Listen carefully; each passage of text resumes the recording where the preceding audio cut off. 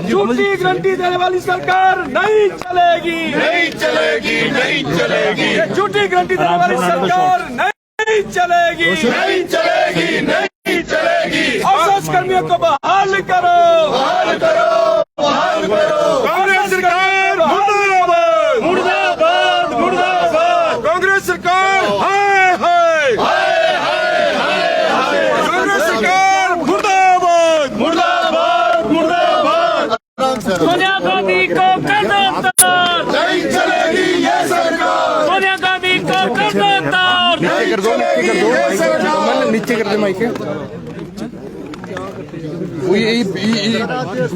नियम 67 के तहत जो है आपने प्रस्ताव की चर्चा की मांग आपने की, क्या है विरोध की वजह क्या है?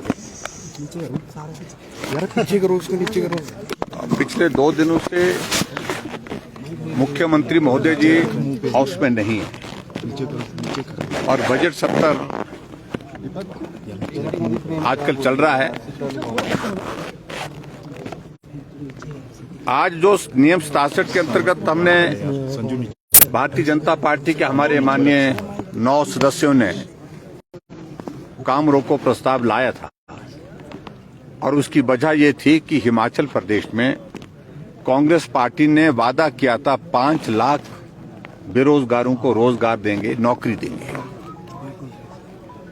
इस बजट में कहीं भी नौकरी देने का उस प्रकार से जिक्र नहीं है। उल्टे जो छोटे कर्मचारी जिनको एक अस्थायी व्यवस्था के अंतर्गत आउटसोर्स के माध्यम से रोजगार प्राप्त हुआ है,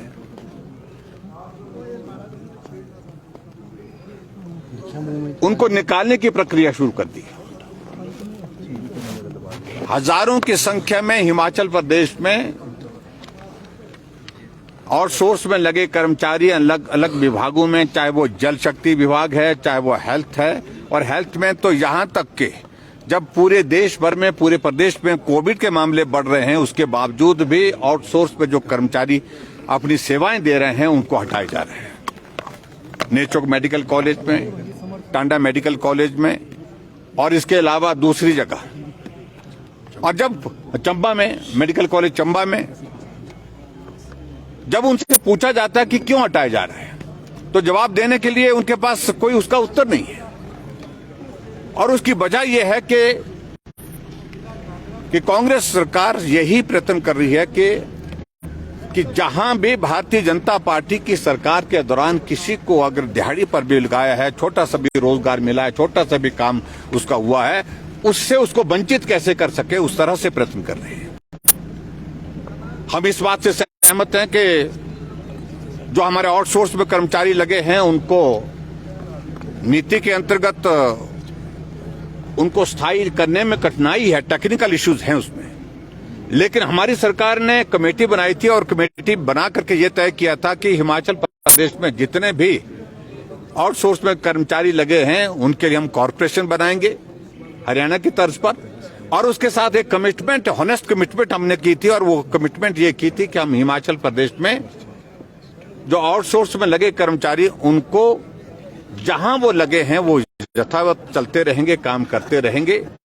अगर किसी का कॉन्ट्रैक्ट भी अगर पूरा हो जाता है, कंप्लीट हो जाता है, तो उसको रिन्यू करने का प्रावधान करेंगे, लेकिन उनको नौकरी से नहीं हटाएंगे, उनको रोजगार से वंचित नहीं करेंगे। लेकिन वर्तमान सरकार ने बहुत जल्दी 3 महीने के कार्यकाल में बड़ी संख्या में जो आउटसोर्स में कर्मचारी लगे हैं उनको हटाने की प्रक्रिया शुरू कर दी है। हजारों की तादाद में इस वक्त आउटसोर्स कर्मचारियों को हटा दिया गया है। उनका भविष्य आधर में है। जो अपने 2 वक्त की रोजी का गुजारा उस नौकरी के माध्यम से करते थे, और विशेष तौर से कोविड के दौर में जिन्होंने अपने जीवन को जोखिम में डाल करके काम किया, उनको भी हटा दिया। इसलिए इस सरकार में संवेदनशीलता है नहीं, मानवीय दृष्टिकोण है ही नहीं, सिर्फ राजनीतिक मकसद के साथ सारी चीजें कर रहे हैं।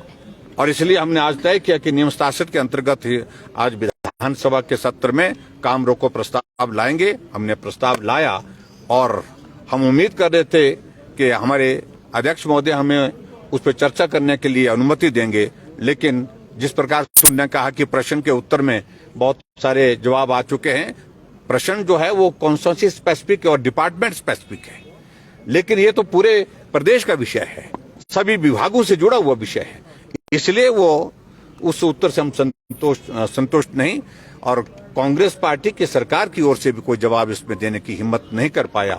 मुख्यमंत्री यहाँ उपस्थित नहीं है।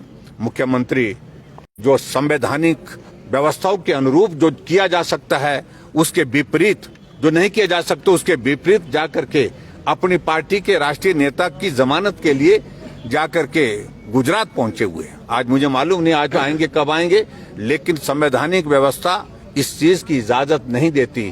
कोर्ट के कैंपस में जाकर के तीन प्रदेश के मुख्यमंत्री जाकर के इस प्रकार से अपने नेता को, जिसको कोर्ट ने सजा दी है, उनको बचाने के लिए, उनकी गुहार करने के लिए, उस सारी न्याय की प्रक्रिया को प्रभावित करने के लिए वहां पहुंचे, इसकी भी हम निंदा करते हैं। Thank you.